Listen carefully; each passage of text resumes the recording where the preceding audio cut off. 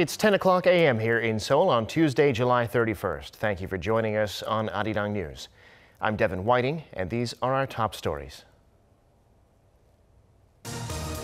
South and North Korea are in military talks today about ways to ease tensions along the border. Generals from both sides are at Panmunjom in a meeting that was requested this time by the North. The trade conflict between the U.S. and China has Korean businesses pessimistic about the future. The lowest business sentiment in almost a year and a half. Industrial production is also down. And the Korean capital is looking at one of the hottest days in living memory as the heat wave continues in full force. People are advised not to spend too much time outdoors and to stay hydrated. Military generals from the two Koreas are in another round of talks this morning in a follow-up to their last meeting around 50 days ago. They're discussing ways to ease military tensions as agreed in April by the South and North Korean leaders. Today's talks are taking place at the border village of Panmunjom. We'll now go live to our Park Ji-won, who's at Seoul's Office for Inter-Korean Dialogue. She's been keeping an eye on this for us. Ji-won? Good morning, Devin. The talks have just started at 10 a.m. Korea time at the Peace House on the South Korean side of the Truce village of Panmunjom. The two delegations have 5 members each, and they are led by the same officials as last month's talks, Major General Kim Do-gyun from the south and Lieutenant General An Nik-san from the north. South Korea's Vice Minister of Unification, Chun Hae-sung, along with other senior government officials, talked to the South Korean delegation here at the Office for the Inter-Korean Dialogue in Seoul before the delegation left for Panmunjom in the morning. And now let's hear what the head of the South Korean delegation, Major General Kim Do-gyun, told the media before heading to Panmunjom this morning. We are slated to continue discussing military agreements from the Panmunjom Declaration on April 27th, as well as topics that we had discussed at the previous talks. We will do our best so that the talks can create momentum for drawing up realistic measures for easing inter-Korean military tensions and building trust. It's expected that the talks will continue until the late afternoon. According to a military source, the two sides are also likely to discuss disarming South and North Korean soldiers at the Joint Security Area in the DMZ and withdrawing troops and equipment located at some guard posts as a pilot program. The creation of a peace zone around the Northern Lemon Line, the de facto maritime border in the West Sea, is also expected to be one of the key topics during the talks, and I will bring you more updates in the later newscast. Back to you, Devin. All right, Park Ji-won reporting from the Office for Inter-Korean Dialogue. Thank you for that. It's now been officially acknowledged that South Korea's National Security Advisor Chung Eui-yong met this month with one of China's top officials and diplomats, State Councilor Yang Jiechi.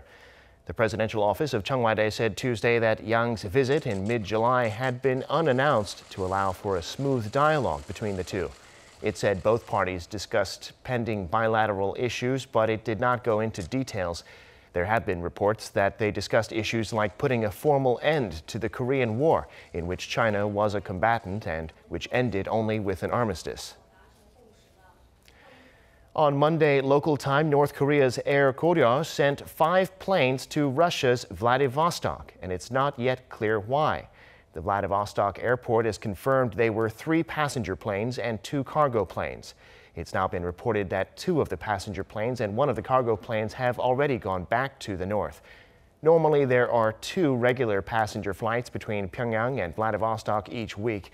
It's rare to see more flights than that.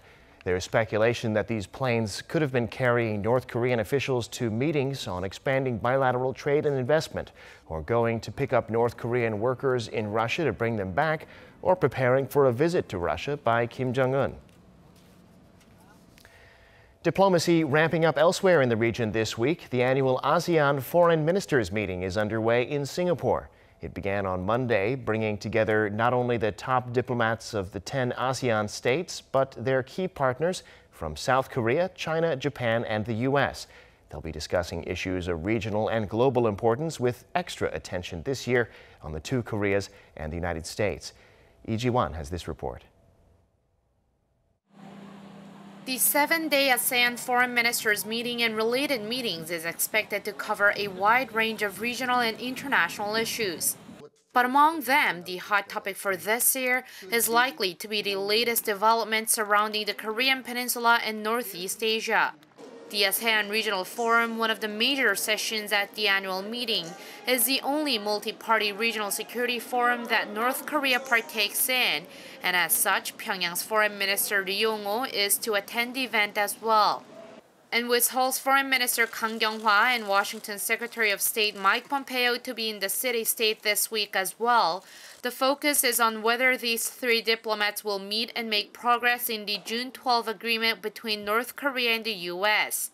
The leaders of North Korea and the U.S. met in Singapore just over a month ago to hold a historic and unprecedented summit where the two sides promised to work on improving ties and achieve North Korea's denuclearization.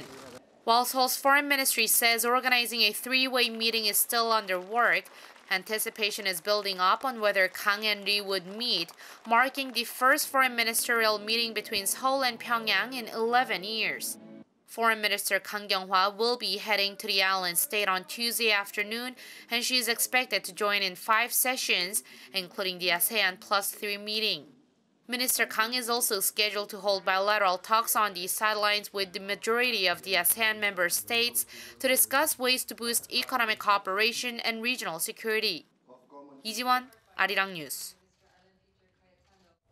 In other news, data from the Bank of Korea show that businesses were more pessimistic in July than they have been in almost a year and a half.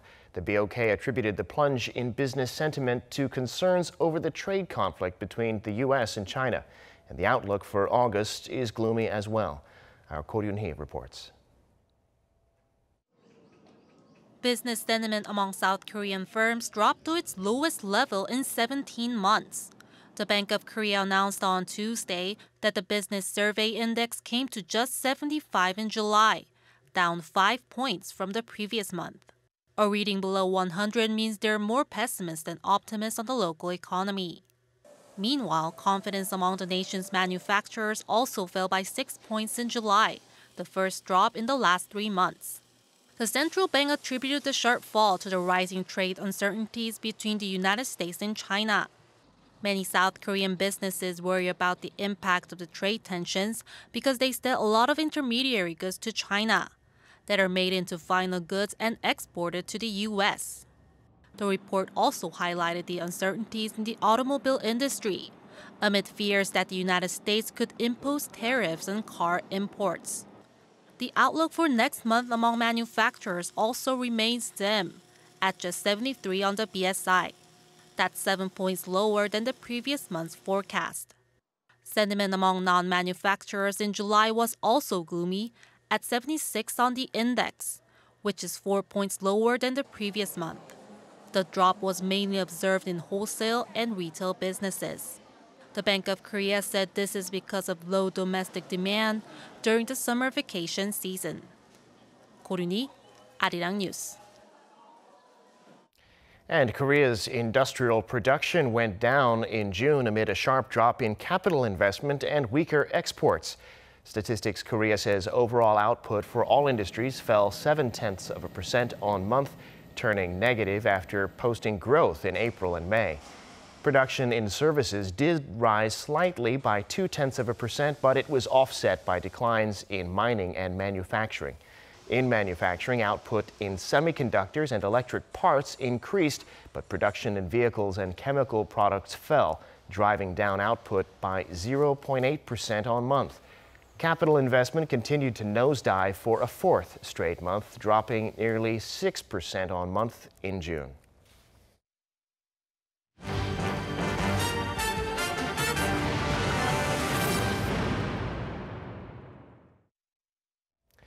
Korea remains under an intense heat wave, and today we're looking at some record-breaking highs. In fact, Seoul will get up to 38 degrees Celsius, which is the 5th highest since records were first kept in 1904. The entire country is under a heat wave warning, except for a narrow strip along the Taebaek mountain range, where it'll be a little cooler in the higher altitude. No rain in the forecast, though, anywhere. People are advised to avoid going out too much in the heat of the day and to make sure to stay hydrated. More than 2,000 people have been treated this summer for heat-related illnesses, about a third more than last year. There's no way to change the weather, but the authorities are looking for effective and long-term ways to help people cope with the heat, especially some vulnerable groups. In a forum on Monday, experts, lawmakers, and forecasters pointed out some things that might help, like better forecasting and more government assistance. Kim Mo-gyan reports. The National Assembly and the Korea Meteorological Administration held a special forum on Monday aimed at responding to the nation's worsening heat waves. It brought together more than 100 people, including experts in the industry and 3 lawmakers on Parliament's Environment and Labor Committee. In his opening remarks, the chief of the weather agency said the heat waves should be addressed in terms of all the ways they affect society. I'm expecting today's forum to diagnose the current heat wave problem from various perspectives and to come up with futuristic and practical countermeasures. The forum began with lectures about how heat waves are likely to change in the future, an analysis of their characteristics, and then possible responses. The speakers stressed that technology needs to be used to improve forecasting, pointing out that the current system cannot predict heat waves beyond the next 10 days. They also spoke about the expansion of public benefits for those most vulnerable to the heat, such as farm and factory workers and some foreigners who could be more sensitive to heat-related illnesses. One lawmaker in attendance said that meteorological disasters could be handled better if people paid more attention to them and promised the National Assembly's utmost support. I hope the discussions in today's forum can act as a stepping stone to ultimately solving the heat wave problem. I hope today's event can pave the way to a legal, systematic solution. South Korea has been under dangerously hot temperatures in the past couple of weeks. And with more coming in the next 10 days, this summer could beat out 1994 as the country's hottest year on record. Kim Mo-gyan, Arirang News. 4 South Korean BMW owners are suing the German carmaker over a component that appears to be the cause of recent engine fires in one of BMW's best-selling sedans. Lee Seung-jae has the latest. A group of South Korean BMW owners have filed a lawsuit over a component that appears to have caused a number of fires in one of BMW's best-selling sedans. On Monday, the group, consisting of 4 owners of the BMW 520d sedan, lodged a suit at the Seoul Central District Court against BMW Korea and Deutsche Motors, the local distributor of BMW automobiles. In the suit, the 4 owners of the 520d model are seeking about $4,500 in damages and could increase the amount later, depending on the outcome of an evaluation. Separately, another BMW 520d sedan owner, whose car caught fire, has taken legal action against BMW Korea and is reportedly seeking nearly $9,000 in damages. Last week, BMW Korea said it would voluntarily recall over 100,000 cars to fix the faulty component that appears to have caused the fires. The German automaker identified the exhaust gas recirculation system, or EGR, which reduces nitrogen oxide emissions from diesel engines, as the main cause of the recent fires in the 520d sedans. BMW also plans to compensate customers whose cars caught fire due to the faulty EGR by giving them a new vehicle of the same kind. Meanwhile, Korea's Transport Ministry said Monday that it consulted with BMW to help resolve the EGR-related incidents in the 520d models and will closely monitor the car makers' recall plans. Lee Seung-jae, Arirang News. The South Korean police have launched an investigation into a suspected fraudulent claim by a local company that says it's discovered the wreck of a sunken Russian warship from the early 20th century. The company, Shinil Group, announced earlier this month that it found the wreck of the Dmitry Donskoi, which had disappeared more than a century ago during the Russo-Japanese War, and which some have claimed contains some 200 tons of gold, worth around $116 billion. As the police investigate Shinil Group, the financial authorities are monitoring the stock market amid wild speculation in shares owned by Shinil Group's current and former executives. The police have banned the head of the company, Chae Yong-seok, and several other people related to the case from traveling abroad while the probe is underway. In Laos, a South Korean team is setting up a clinic to help treat people affected by the recent collapse of a dam that was built in part by Korean companies. The dam's collapse flooded more than a dozen villages and killed an as-yet unknown number of people. South Korea has also sent more than $1 million in aid, with more likely to come. Our Cha Sang-mi has this report. The 20-member South Korean medical team dispatched to Laos will set up a clinic at the local health center in Sanamsai in the southern province of Atapu, where the dam collapsed last week. They arrived on Sunday at the airport of Pakse. Over the next 10 days, 15 doctors and 5 support staff will treat displaced residents of Atapu province and help prevent the spread of contagious diseases. The medical have different specializations, including internal medicine, pediatrics, and emergency medicine. After setting up their clinic, they will be joined by doctors from the Atapu State Hospital. Their services are likely to be in high demand from the roughly 3,500 displaced residents being housed in temporary shelters. The team is led by No Dong-hwan from Korea's National Medical Center, who said they will work to, quote, cure the wounded hearts of the Laotian people and do their best to start giving treatment as soon as possible. Dr. No, who has ample experience in disaster areas abroad, said he organized the team based on the information the advance party had sent. South Korea's foreign ministry is considering the dispatch of an additional emergency team or relief supplies in case the current team in Laos or the Laotian government ask for more help. The ministry has already sent out $1 million worth of relief goods, including cash and more than 1,000 blankets and sanitation kits. More than 130 people are still missing after last week's dam collapse, which has so far claimed nearly 30 lives. The reason the dam broke has still not been discovered. It was built by a joint venture that included 2 Korean companies, SK Engineering and Construction Company and Korea Western Power Company. Cha Sang-mi, Arirang News.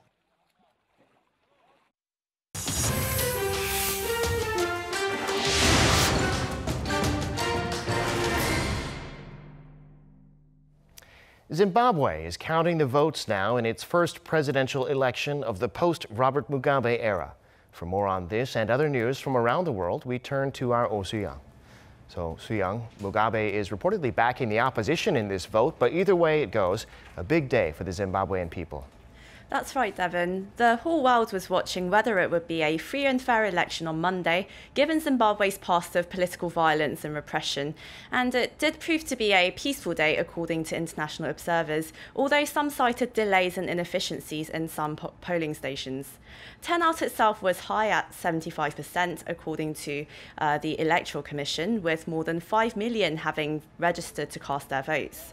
The polls closed at 7 p.m. local time and now counting is underway. This is the first election in Zimbabwe without long-serving leader Mugabe on the ballot after a military takeover ended his 37-year rule last year. His successor and former deputy Emmerson Mnangagwa is seen as the front-runner with the backing of the ruling ZANU-PF party. The main challenge will come from Nelson Chamisa, the 40-year-old leader of the opposition, the Movement for Democratic Change. Both candidates have promised to revive the ailing economy, which is suffering from hyperinflation, soaring unemployment and debt. So who will be the one to deliver their promise of building a new Zimbabwe? The final result is expected to be announced within the next 5 days.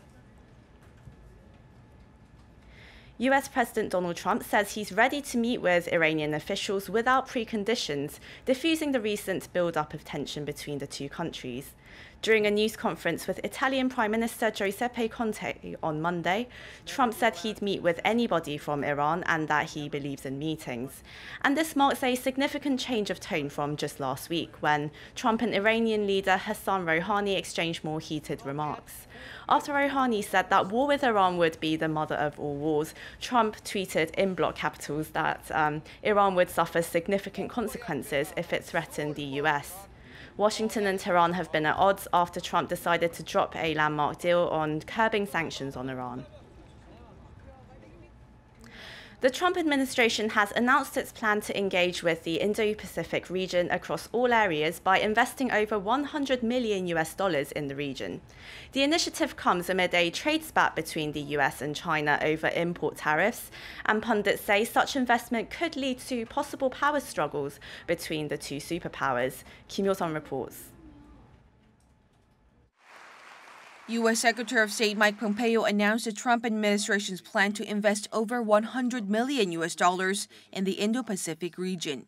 Speaking at the U.S. Chamber of Commerce Forum in Washington on Monday, Pompeo said the initiative is part of President Trump's Indo-Pacific strategy of engaging more deeply with the region.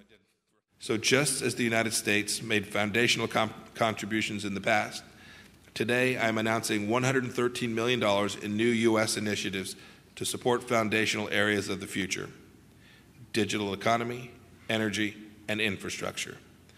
These funds represent just a down payment on a new era in U.S. economic commitment to peace and prosperity in the Indo-Pacific region. He also stressed that the U.S. will never seek to dominate the region, considering that it has also fought for independence, just like many of its Asian allies and friends. Such a remark is believed to be made in reference to Beijing amid heightened tensions in the South China Sea. Pundits also say Washington's investment could be aimed at countering China's Belt and Road Initiative, adding that the power struggle between the world's two superpowers could intensify in the region following their recent trade tensions over import tariffs. The top U.S. diplomat added that he'll announce America's new security assistance plans for the region when he visits Malaysia, Singapore, and Indonesia this week. Kim Yo-san, Arirang News. Starbucks will soon deliver coffee and snacks to the door in China. The Wall Street Journal reported Monday that the US coffee giant is joining forces with Chinese firm Alibaba to launch a delivery service as soon as this fall. This comes after local media reports on the coffee brand's possible tie-up with Alibaba's food delivery unit. The two corporate giants are expected to announce their deal later this week. And this rumoured delivery service comes after Starbucks reported a 2% drop in its China sales amid fierce competition from local brands.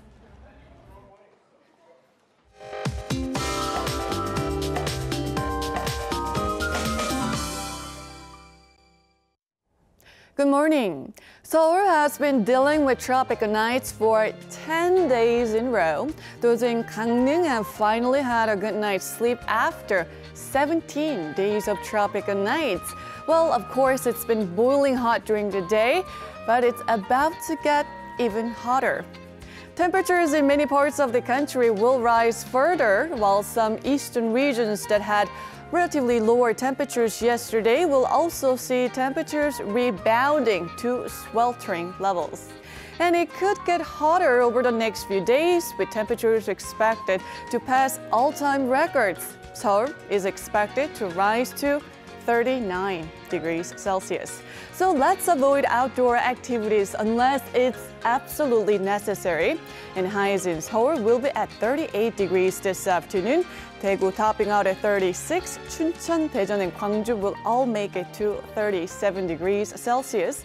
And extreme UV rays and ozone levels are also in store. And the heat will linger at night, making it very uncomfortable and difficult to get a good night's sleep. Well, here are some tips on how to stay cool at night, so keep them in mind. That's Korea for you, and here's international weather for viewers around the world.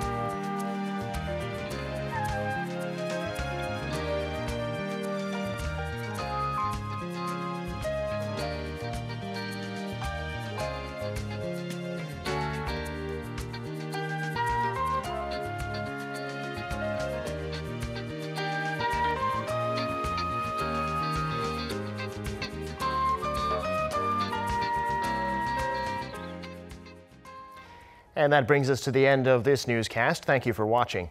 We've got a lot more coming up at 12 o'clock Korea time, so do join us again. Bye for now.